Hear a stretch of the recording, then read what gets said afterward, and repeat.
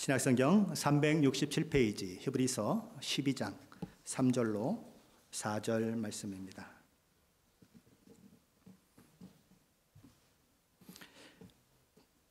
다 찾으셨으면 한 목소리로 같이 봉독하겠습니다. 너희가 피곤하여 낙심하지 않기 위하여 죄인들이 이같이 자기에게 거역한 일을 참으신 일을 생각하라. 너희가 죄와 싸우되 아직 피 흘리기까지는 대항하지 아니하고. 아멘. 히브리서 12장 1절로 2절에서 히브리서 저자는 모든 무거운 것과 얽매이기 쉬운 죄를 벗어버리고 인내로서 우리 앞에 당한 경주를 하며 믿음의 주여 또 온전케 하신 예수를 바라보자라고 그렇게 고난과 역경 가운데 있는 독자들을 독려했었습니다. 그 히브리서 저자는 오늘 본문 3절에 와서는 이렇게 얘기하는 것입니다. 너희가 피곤하여 낙심하지 않기 위하여 죄인들이 이같이 자기에게 거역한 일을 참으신 일을 생각하라 라고 말합니다. 우리말에 이런 말이 있어요. 오랜 병에 효자 없다.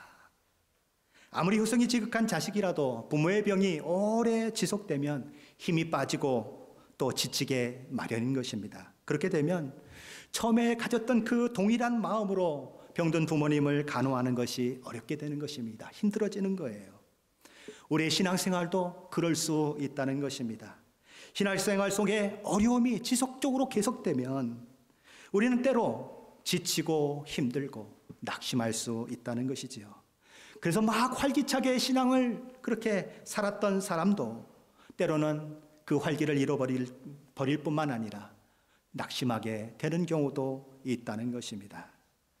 오늘 히브리서 독자들은 그 계속되는 어려움과 고통 속에서 점점 지쳐가고 있어요. 점점 용기를 잃어가고 있습니다. 그칠 줄 모르고 계속되는 그런 대적들의 그 어려움, 그들의 핍박으로 인하여 그들은 정말 힘든 것입니다. 피곤해지는 거예요.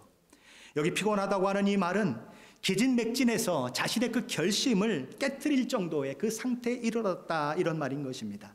난관과 시련과 반대와 핍박에 부딪혀서 부분적으로든지 또는 전적으로 복음에 관한 자신의 신앙 고백을 포기할 정도의 그 지경에 이르렀다, 이것인 것입니다.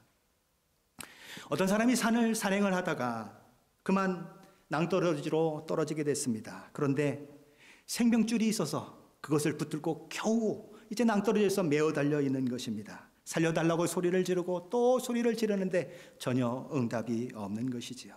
시간이 자꾸만 흘러갑니다. 구조가 점점 늦어져요.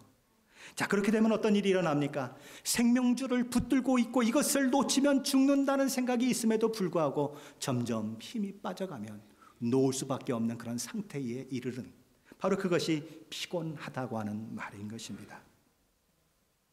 히브리 독자들은 계속되는 환난과 핍박 때문에 너무 지쳤어요.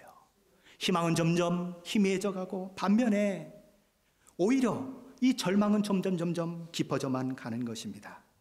그런 독자들을 향해서 히브리서 저자는 외치는 거예요. 뭐라고 외칩니까? 3절 말씀 같이 읽어봅니다. 3절 말씀 같이 읽습니다. 너희가 피곤하여 낙심하지 않기 위하여 죄인들이 이같이 자기에게 거역한 일을 참으신 일을 생각하라. 이 말씀을 공동 번역 성경으로 읽으면 이렇습니다.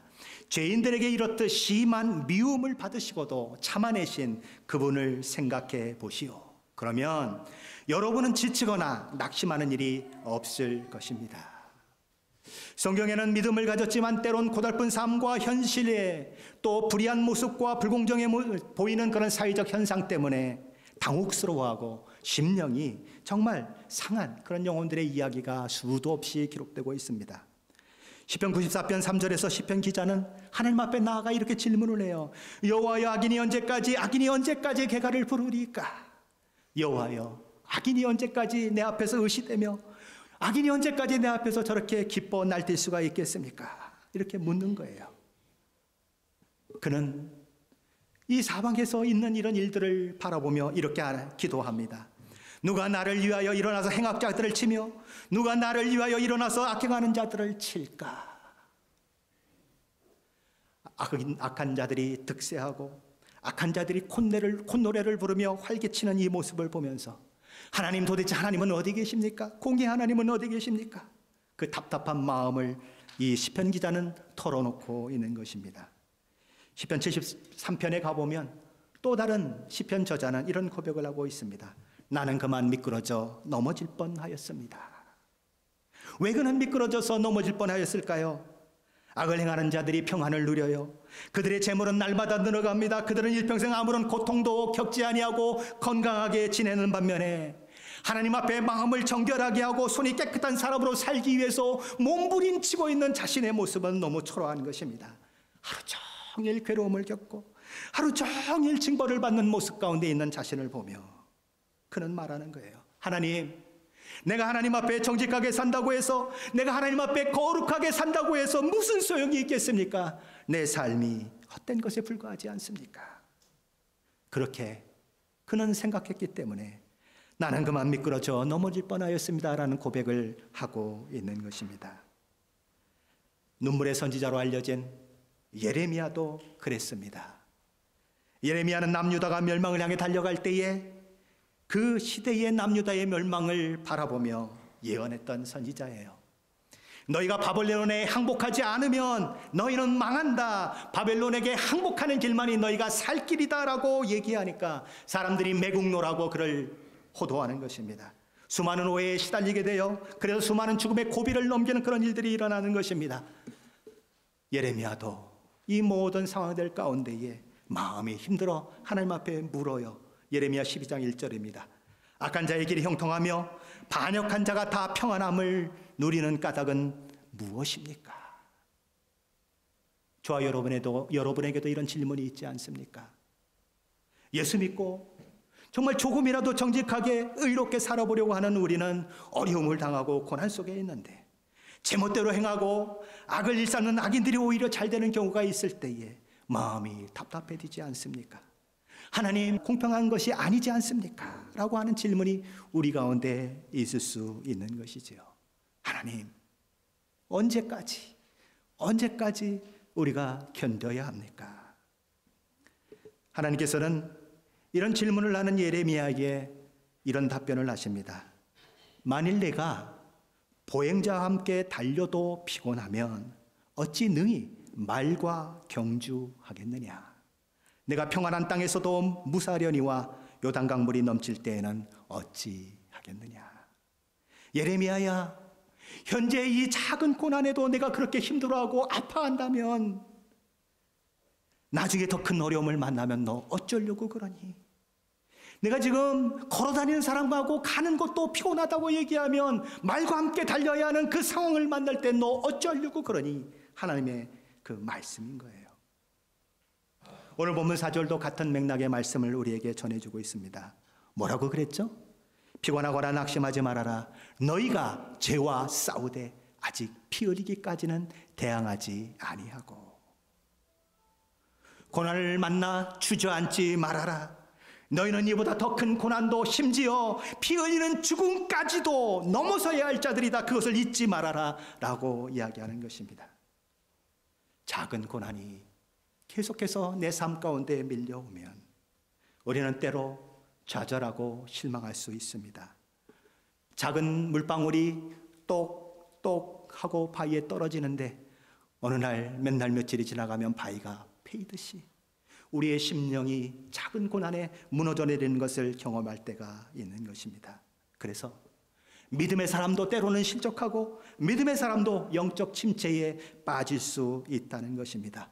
피곤해질 수 있고 낙심할 수 있다는 거죠. 자, 그렇다면 이런 일들이 우리 삶 가운데 늘 일어나게 되는데 우리는 이런 모습 가운데서 그런 우리의 상황 가운데서 우리를 낙심하게 만들고 우리로 하여금 피곤하게 만드는 이런 상황들 가운데서 어떻게 해야 이것들을 벗어날 수 있는가? 이것들을 이길 수 있는가? 오늘 히브리서 저자는 예수를 생각하라 이렇게 말하는 것입니다. 우리 주 예수 그리스도를 묵상하고 심령 전체를 예수 그리스도로 채워지게 하라는 것이에요. 그러면 지치거나 낙심하는 일이 없을 것이다 라고 얘기하는 것입니다. 여기 예수를 생각하라 해서 이 생각하라고 하는 이 단어는 헬라어로 아날로기 조마이라고 그럽니다. 로마서 12장 6절에 보면 이런 말씀이 있어요. 우리에게 주신 은혜대로 받은 은사가 각각 다르니 혹 예언이면 믿음의 분수대로라는 말이 있는데, 여기 분수대로라고 하는 이 말이 어디서 이제 무엇을 파생시키냐면 오늘 생각하라고 하는 이 말을 파생시키는 것입니다. 헬라어로 보면 같은 어원에서 출발했다고 하는 것입니다. 믿음의 분수라고 하는 것은 믿음의 정도를 얘기합니다. 여기 분수에 해당하는 이 말은 아날로기아예요. 그런데 생각하라고 하는 이 말은 아날로기조마이입니다. 그러니까 아날로기아에서 아날로기조기아라고 하는 이 말이 파생됐다는 것입니다. 근데 이 단어는 어디에서 사용되는 거냐면 수학을 할 때 사용되는 말인 것입니다. 여러 가지 것들을 적당한 비율로 함께 모아서 비교하여 계산하는 것을 말해요. 정당하고 정확하게 평가하는 것을 말하는 것입니다. 그러므로 이같이 자기에게 거역한 일을 참으신 일을 생각하라고 하는 이 말씀은 그리스도의 고난의 사실을 근거로 하여 히브리 그리스도인들이 지금 당하고 있는 고난의 상황을 미루어 헤아리라고 하는 것입니다. 비교 분석해 봐라. 예수께서 누구신지, 그리고 예수께서 처한 상황이 어떠했는지, 예수님의 성품과 예수님의 그 삶에 나타난 그분의 완전하심을 자신들과 자신들이 처한 상황과 자신들이 취하려고 하는 행동과 비교 분석해 보라는 거예요. 그 예수님은 어떤 삶을 살았습니까? 자신을 위한 삶이 아니고 죄인된 인류를 구원하기 위한 그 삶을 사셨습니다. 그러나 그럼에도 불구하고 예수님은 그 인간들로부터 오해받고 배척받고 배신당하고 채찍질당하고 가시관을 씌움받으시고 침뱉음과 온갖 조롱을 당하시고 마지막에는 자신이 구원해내고자 하셨던 그 인간들로부터 십자가에 못 박히는 그런 일들을 당하게 되시지요. 예수님의 생애는 나면서부터 죽으실 때까지 지속적으로 고난과 고통 가운데 있었던 삶인 것입니다. 그분은 결코 이 땅에 부귀영화를 누리러 오시지 않았습니다. 권력과 힘을 가진 그런 자로 오시지도 않았어요. 그분이 이 땅에 오신 유일한 목적은 인간의 죄를 대신해서 그들의 죄를 짊어지고 십자가에 죽기 위해서 오신 것입니다. 그래서 그분의 이름이 예수예요. 예수라고 하는 말은 구원이라는 말입니다. 우리 주님은 자기 백성을 그들의 죄에서 구원할 자로 이 땅에 오셨어요. 그러나 사람들은 자기들을 구원하려 오신 그 예수를 배척하는 것입니다. 그러나 그 배척에도 불구하고 우리 주님은 그들을 구원해내시는 그 일을 이루시기 위해서 그들의 그 거역과 반역조차도 참아내시고 인내하셨어요. 히브리서 저자는 히브리 그리스도인들에게 자신을 그토록 거역하는 그 죄인들의 그 악한 행위들조차도 참았던 그 예수를 생각하라고 얘기하는 것입니다. 예수님이 당하신 시련을 보고 내가 만난 그 시련을 한번 비교 분석해 보라는 거예요. 예수님이 당한 수치와 예수님이 당한 그 버림당함을 생각하며 내가 지금 당하는 수치와 내가 버림받은 이 상황을 비교 분석해 보라는 것입니다. 은 30냥에 제자들에게 팔리고 나는 죽어도 주를 부인하지 않겠다고 큰 소리 뻥뻥 쳤다가 3번씩이나 모른다고 부인했던 베드로의 그 배신 앞에 섰던 예수님을 바라보며 그 주님의 그 모습과 대비된 나를 생각해 보라는 것입니다. 내가 당한 배신, 내가 당한 그런 부끄러움과 그런 것들이 예수님의 그것과 어떻게 대비되는가 보라는 것입니다. 때로 우리는 몸이 아파서 고통스러워하지요. 그럴 때에 십자가에 못 박혀 온몸에 피를 쏟으시며 죽어가신 우리 주님의 그 고통, 그 아픔과 내가 당하고 있는 이 아픔을 한번 비교 분석해 보라는 것입니다.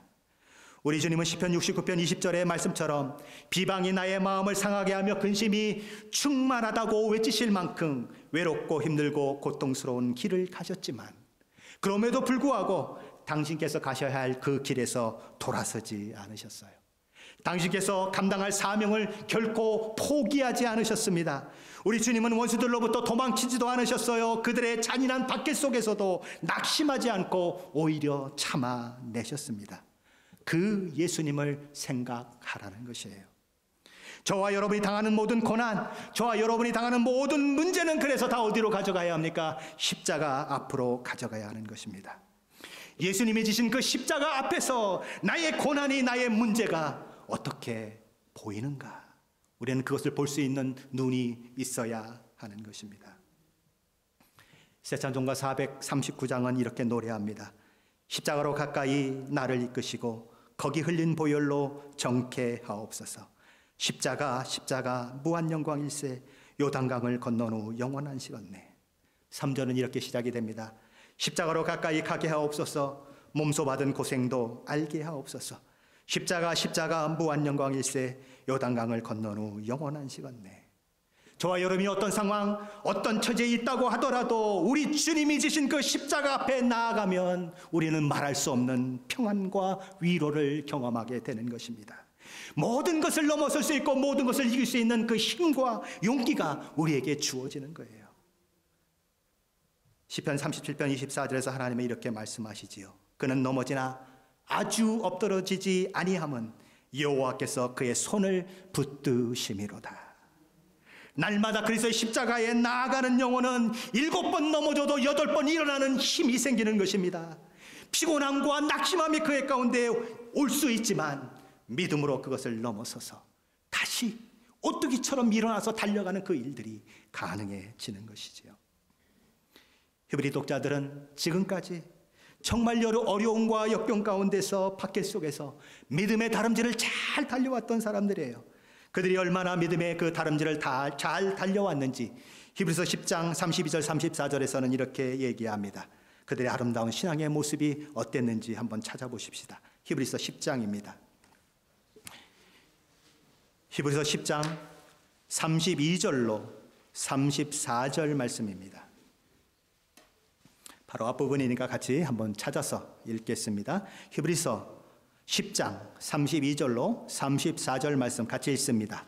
전날에 너희가 빛을 받은 후에 고난의 큰 싸움을 견디어낸 것을 생각하라. 혹은 비방과 환난으로서 사람에게 구경거리가 되고 혹은 이런 형편에 있는 자들과 사귀는 자가 되었으니 너희가 같은 자를 동정하고 너희 소유를 빼앗긴 것도 기쁘게 당한 것은 더 낫고 영구한 소유가 있는 줄 알미라. 히브리 그리스도인들은 첫 번째 시련의 단계에서 정말 멋진 신앙의 모습을 보여주었습니다. 그러나 문제가 무엇입니까? 그 싸움이 끝이 없이 진행되더라 이것입니다. 그들의 싸움이 아직도 끝나지 않았다는 거예요. 그래서 4절 말씀은 이렇게 얘기하는 것입니다. 너희가 죄와 싸우되 아직 피 흘리기까지는 대항하지 아니하였다. 여기서 히브리서 저자는 넌지시 이렇게 얘기하는 것입니다. 우리가 어디까지 이 고난과 역경을 견뎌야 하는가, 그것을 넌지시 이야기해 주는 거예요. 다시 말해서 피를 흘려 무참하게 순교하는 일이 있을 때까지 우리는 견뎌내야만 한다. 그러니 뒤로 물러서지 말아라, 견뎌라, 그렇게 이야기하는 것입니다. 자, 그런데 여기서 우리는 한 가지 생각해 볼 것이 있습니다. 오늘 히브리서 저자는 이야기하기를 모든 박해와 어려움을 주는 사람들은 분명히 사람을 통해서 오는데 그럼에도 불구하고 그 싸움을 무슨 싸움으로 이야기하고 있느냐 하면 너희가 죄와 싸우되라고 이야기함으로써 죄와의 싸움으로 이야기하고 있는 것입니다. 겉으로 보기에 모든 박해, 모든 핍박은 분명 사람들로부터 오는 것이지만 그러나 실제로 그 속에 들어가 보면 결국 그것은 사람과의 싸움이 아니고 죄와의 싸움이다, 이렇게 얘기하는 것입니다. 유대인 공동체가 로마 제국이 그들을 핍박하고 어렵게 하지만 그 싸움은 그들과의 싸움이 아니고 죄와의 싸움이다, 이렇게 얘기하는 것입니다. 그래서 사도 바울은 에베소 6장 12절에서 우리의 싸움은 혈과 육을 상대한 것이 아니요 라고 이야기를 합니다. 왜 세상은 그토록 그리스도인들을 핍박하는 데 열중합니까? 그것은 그들이 가지고 있는 죄성 때문인 것입니다. 그들은 어둠에 속하였고 믿음의 사람들은 빛에 속하였기 때문인 것입니다. 그러기에 그들의 핍박의 목표가 무엇이겠습니까? 믿음의 사람들은 이 믿음으로부터 떨어뜨리는 것이 그들의 목표인 것입니다. 하나님을 버리게 만드는 것이 그들의 목표인 거예요. 죄인된 그 자리로 다시 들어가게 만드는 것이 그들의 목표인 것입니다. 그래서 우리의 싸움은 죄와의 싸움이다라고 이야기하는 것이지요. 마태복음 12장에 가보면 예수님께 사람들이 어떤 사람을 데리고 옵니다. 그는 눈이 보이지 않고 또 말을 할 수 없는 귀신 들린 사람이었어요. 근데 예수님께서 그에게 이제 명령하셔서 귀신을 쫓아내시고 그로 하여금 보게 하시고 말을 하게 하셨습니다. 그러자 사람들이 막 난리가 났어요. 이야, 이가 다윗의 자손이 아니냐, 이가 메시아가 아니냐, 그러면서 그들은 막 난리법석을 떱니다. 그런데 이 이야기를 듣고 있던 바리새인들이 예수님께 이렇게 얘기해요. 너무 분해서 이렇게 얘기하는 것입니다. 이가 귀신의 왕 바알세불을 힘입지 않고는 귀신을 쫓아내지 못하느니라. 예수께서 귀신을 쫓아내신 것은 하나님께서 예수를 통해서 하신 일이 아니고 예수가 사탄의 힘을 힘입어서 한 일이라고 그들은 이야기하는 것입니다. 이런 일이 있은 후에 예수님은 제자들 앞에서 이런 말씀을 들려주세요. 집주인을 바알세불이라 하였거든 하물며 그 집 사람들이랴. 온 우주를 창조하시고 온 우주의 주인 되시는 하나님을 바알세불이라고 그들이 불렀다고 하면 하나님의 집에 거하고 있는 하나님의 자녀들에 대해서는 그들이 오죽하겠느냐, 그런 이야기인 것입니다. 무슨 이야기죠? 주님을 핍박하는 그런 자들이라고 하면 주님의 사람이 된 그리스도인들의 핍박을 당한다고 하는 것은 너무나 당연한 것이 아니냐라고 이야기하는 것입니다. 예수님은 마태복음 10장 28절로 31절에서 아주 우리에게 더 심각한 말씀을 전해 주십니다. 몸은 죽여도 영혼은 능히 죽이지 못하는 자들 두려워하지 말고 오직 몸과 영혼을 능히 지옥에 멸할 수 있는 이를 두려워하라. 참새 2마리가 한 아사리온에 팔리지 않느냐? 그러나 너희 아버지께서 허락하지 아니하시면 그 하나도 땅에 떨어지지 아니하리라. 너희에게는 머릿돌까지 다 세신 바 되었나니 두려워하지 말라. 너희는 많은 참새보다 귀하니라. 하나님께서 이렇게 말씀해 주셨으면, 우리 주님께서 이렇게 말씀해 주셨으면 얼마나 좋겠어요. 걱정하지 말아라. 너희는 그들 때문에 절대 죽지 않는다. 내가 너를 살려낼 것이다. 너는 고난을 당하지만 늘 승리할 것이다. 그렇게 얘기해 주었으면 얼마나 좋겠습니까? 그런데 우리 주님은 이렇게 얘기해요. 몸은 죽여도 영혼은 능히 죽이지 못하는 자들을 두려워하지 말아라. 무슨 얘기예요? 우리의 대적들이 우리를 죽일 수 있는 권한을 가지고 있다는 것입니다. 우리는 하나님의 보호와 사랑 가운데 있음에도 불구하고 대적들로부터 죽음을 당할 수 있는, 순교당할 수 있는 그런 때도 있을 수 있다는 것입니다. 그러나 두려워하지 말아라. 그것이 끝이 아니다. 너의 영혼은 한 톨도 그들이 건드릴 수 없고, 너희가 죽는다고 해도 하나님께서는 예수 그리스도를 다시 살리신 것처럼 다시 살려내실 것이고 너희에게는 영원한 삶이 전개될 것이다. 그러니 죽음을 두려워하지 말아라 라고 이야기하는 것입니다. 우리는 주님을 가까이 따르면 따를수록 더 많은 대적자들을 만나게 될 것입니다.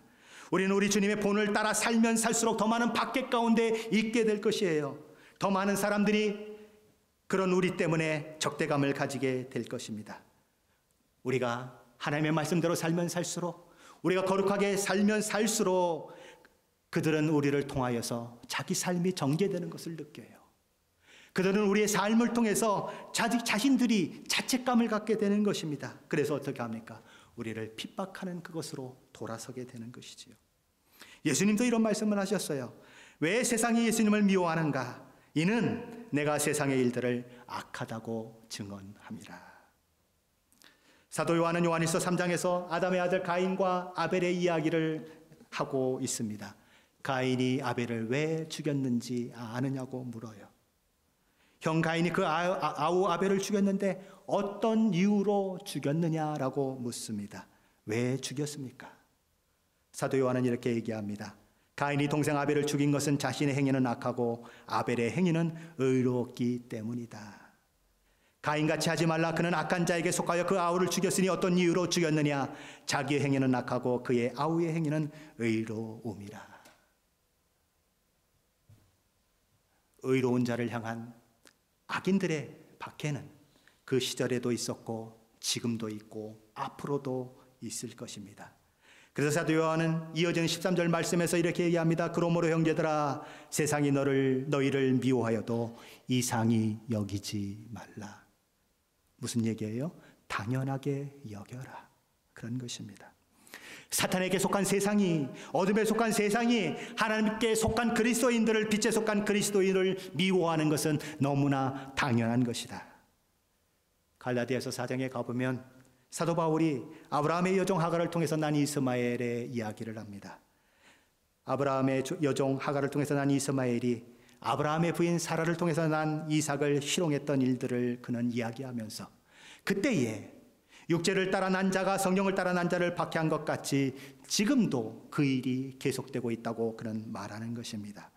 갈라디아서 4장 28절 29절 말씀에 보면 이렇게 되어 있습니다. 형제들아, 너희는 이삭과 같이 약속의 자녀라. 그러나 그때 육체를 따라 난 자가 성령을 따라 난 자를 박해한 것 같이 이제도 그러하도다. 사도 바울의 시대도 그랬고 지금도 그러하도다. 이렇게 얘기하는 것입니다. 그래서 사도 바울은 디모데후서 3장 12절 말씀에서 아예 이렇게 얘기합니다. 그래서 예수 안에서 경건하게 살고자 하는 자는 박해를 받으리라. 내가 경건하게 살기 때문에, 내가 믿음으로 살기 때문에 모든 것이 평안하고 모든 것이 잘 되고 박해도 없고 핍박도 없다고 착각하지 말라는 것입니다. 그럼에도 불구하고 죽을 수도 있다. 이것이 우리 믿음의 현실인 것입니다. 어둠이 지배하는 세상에서 우리가 박해를 받는다고 하는 것은 우리가 빛의 자녀라고 하는 것을 증거하는 증거물인 것입니다. 그러므로 박해를 만난다고 해도 우리는 물러서서는 안 되는 것입니다. 서로 피를 흘리는 죽음에 이른다고 하더라도 우리는 결코 돌아설 수 없는 자들인 것이지요. 사도행전 5장에 보면 사도들이 이 예루살렘 공회에 의해서 잡혀서 채찍에 맞고 협박을 당하며 풀려나는 그런 장면이 기록되고 있습니다. 그들은 그들을 채찍질하고 협박하며 보내면서 뭐라고 말합니까? 예수의 이름으로 도무지 말하지 말라고 명령합니다. 그런데 사도들은 이 명령을 받고 채찍에 맞고 나오면서 그들은 이렇게 기뻐합니다. 사도들은 예수님을 위해 모욕당할 만큼 자신들이 가치 있는 자로 여김을 받게 된 것을 기뻐했다라고 성경은 기록합니다. 무슨 얘기예요? 아니, 나 같은 것이 무엇인데 예수님이 당한 그 고난과 같은 것을 나 같은 것이 당할 수 있단 말인가? 이 얼마나 큰 축복인가 하면서 그들이 기뻐했다는 것입니다. 그래서 그들은 전혀 주눅들지 않아요. 전혀 두려워하지 않아요. 오히려 나가서 더 열심히 예수 그리스도를 전하고 복음을 전하는 그 일들을 하게 되는 것입니다. 히브리서 저자가 오늘 히브리 그리스도인들에게 요구하는 것은 바로 이 제자들과 같은 믿음의 모습인 것입니다. 너희도 아직 피 흘리기까지 싸우지 않았으니 지금 작은 고난, 어려움을 만난다고 하더라도 낙심하거나 피곤해하지 말라는 것입니다. 더 담대하게 너희 믿음을 굳게 세우고 싸워 이길 때까지 그렇게 분투하라는 것이지요. 자, 그런데 이 영적 싸움은 언제나 끝날까요? 언제나 끝날까요? 조금 참으면 끝날까요? 인간의 삶이 완전히 종료될 때야 이 싸움은 끝난다고 성경은 이야기하는 것입니다. 온 인류가 최종적인 종말이 올 때에야, 그때야 끝날 것이다. 왜 그렇습니까? 인류의 죄의 문제가 해결되기 전까지는 도무지 방법이 없기 때문에 그렇습니다. 인류가 가지고 있는 모든 죄의 문제가 완전히 해결될 때에야 우리는 그런 모든 핍박과 어려움이 없는 세상에 살 수 있기 때문에 그렇습니다. 하나님, 내가 고난을 당하는데 어려운데요. 어떻게 하나님 가만히 있을 수가 있어요? 왜 저 악한 사람들을 지금 당장 그냥 탁 쪄서 죽여버리지 그냥 놔두세요 라고 우리는 불만을 표할 수 있지만 하나님은 참고 기다리세요. 뭘 기다리십니까? 그들도 예수 그리스도의 십자가 앞에 나와 구원을 얻고 하나님의 자녀가 되는 그 일을 위하여 하나님도 기다리고 계세요. 우리는 어려움을 당하면 뭐라고 얘기합니까? 그걸 생각하지 못해요. 하나님은 그 죽어가는 영혼들, 그들을 바라보고 애타는 마음을 가지고 가슴을 쓸어내리며 자기 백성들이, 자기 자녀들이 하나님 앞에 불만을 토하고 하나님 살아계세요 하고 부르짖는 그 소리를 들으면서도 가슴을 쓸어내리고 아픔을 참고 계신데 우리는 그것을 알지 못해요. 그래서 그냥 하나님 앞에 불평만 늘어놓지요. 불만만 늘어놓습니다. 그러나 생각해 보세요. 저와 여러분이 예수 믿기 전에 까불 때에 하나님이 톡 치셨으면 저와 여러분은 지금 어디가 있을까요? 지옥에 가 있어요. 하나님이 참아주시고 인내해 주셨기 때문에 저와 여러분이 이 자리에 있다고요. 그래서 우리는 고난을 당할 때에 하나님의 마음을 이해해야 해요. 하나님이 왜 참고 계시는가? 나는 아프다고 그러는데, 나는 고통스럽다고 그러는데 하나님은 왜 침묵하시는가? 죄가 아직 끝나지 않기 때문에 그래요. 죄가 완전히 아직 해결되지 않았기 때문에 그래요. 그것은 예수께서 이 땅에 다시 오셔서 사탄과 그 졸개들을 완전히 멸망시켜서 지옥불에 집어넣고 의인과 죄인에 대한 심판이 완전히 완료되기까지는, 그때까지는 우리가 계속 싸워야 할 싸움인 거예요. 죄가 그때야 해결되기 때문에 우리는 그때까지 참고 인내해야 하는 것입니다. 그리스도인들은 죄와 싸우라고 부르심받은 자들인 것입니다. 그리스도인은 영적 싸움을 싸우는 영적 군사들로 부름받았다고 하는 사실을 늘 기억해야 하는 것입니다. 지난 시간에 살펴보았던 것처럼 히브리서 저자는 그리스도 안에서 행하는 우리가 완주해야 할 그 경기를 마라톤 경주로 비유했던 적이 있습니다. 그런데 오늘 본문에 와서는 그것을 경주로 얘기하지 않고 피 흘려 싸우는 싸움으로 이야기하고 있습니다. 이 싸움은 상대가 죽지 않으면 끝나지 않는 싸움, 로마 시대에 유행했던 검투사의 그 싸움과 같은 것입니다. 그가 죽느냐 내가 죽느냐, 그 싸움인 거예요. 그때까지는 끝나지 않는 싸움을 싸우는 것입니다. 우리 신자의 마음속에는 늘 은혜와 죄와의 싸움이 있습니다. 육체를 따라 행하는 것과 성령을 따라 행하는 것의 싸움이 있어요. 죄는 늘 우리를 믿음의 길에서 벗어나게 만들고 늘 우리를 믿음에서 실족하게 만들고, 그래서 우리로 하여금 믿음으로 살지 못하게 하려고 하는 것입니다. 우리로 하여금 하나님을 배반하고 예수 그리스도를 모른다 부인하게 만들게 하려고 하는 것입니다. 우리의 싸움은 끝이 없는 싸움이요, 피 흘리기까지 해야 하는 싸움이요, 죽느냐 사느냐 그 기로에 있는 싸움이라고 하는 것을 우리는 늘 기억해야 하는 것입니다.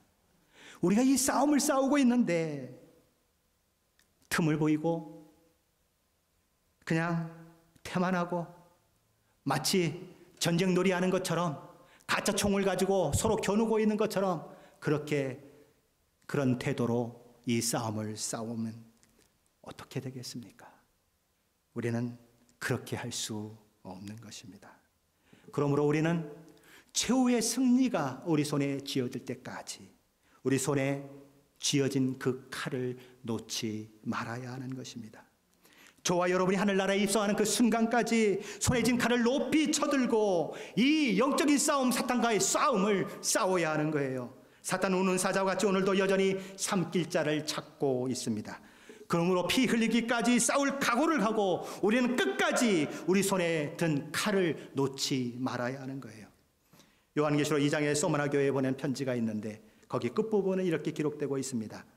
너는 장차 받을 고난을 두려워하지 말라. 볼지어다 마귀가 장차 너희 가운데에서 몇 사람을 옥에 던져 시험을 받게 하리니 너희가 10일 동안 환난을 받으리라. 내가 죽도록 충성하라. 내가 죽도록 충성하라. 그리하면 내가 생명의 관을 내게 주리라. 이 마지막 때를 살고 있는 저와 여러분을 향한 우리 주님의 권면의 말씀인 거예요. 죄와 타협할 수 있을까요? 죄와는 절대로 타협할 수가 없습니다. 왜요? 우리 주님은 그 죄의 권세를 멸하시기 위해서 십자가에서 죽는 일까지 하셨다고요. 그러니 우리가 어찌 죄와 타협할 수 있겠습니까? 주께서 피 흘리기까지 싸운 죄인데 어찌 우리가 죄에 굴복할 수가 있겠습니까? 우리는 죄와 싸우되 예수님께서 십자가에 피 흘리기까지 싸우신 것처럼 그 죄와 피 터지는 싸움을 해야 하는 것입니다. 언제까지요? 죽을 때까지 싸워야 하는 것입니다.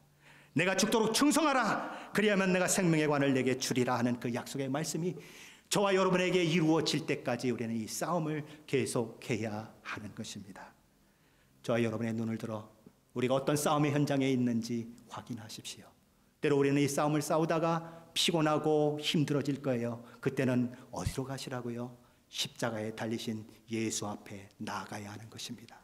그 예수께서 내게 무엇라고 말씀하시는가? 그 예수의 고난이 나에게 무엇을 말씀하고 계시는가? 그곳에서 예수를 묵상하며 다시 힘을 얻고 용기를 얻고 또 싸움터로 나아가 또 싸우고 또 지치면 또 어디로 갑니까? 십자가 앞으로 가야 하는 것입니다. 다시 그곳에서 예수 그리스도를 인하여 또 힘을 얻고 또 싸우는 거예요. 그것을 언제까지 계속한다고요? 하나님 나라에 들어갈 때까지 그렇게 하는 거예요. 오늘 에베소 저자는 그 이야기를 하고 있는 것입니다. 피 흘리기까지 싸워라. 무거운 주제예요. 그러나 우리에게, 이 마지막 시대를 사는 우리에게 꼭 필요한 말씀인 것입니다. 오늘 말씀을 기억하심으로 정말 죽을 때까지 이 싸움을 싸워가서 하나님께서 주시는 생명의 면류관을 받아 쓰시는 귀한 은혜가 저와 여러분 가운데 있으시기를 예수 그리스도 이름으로 간절히 축원합니다. 기도하시겠습니다.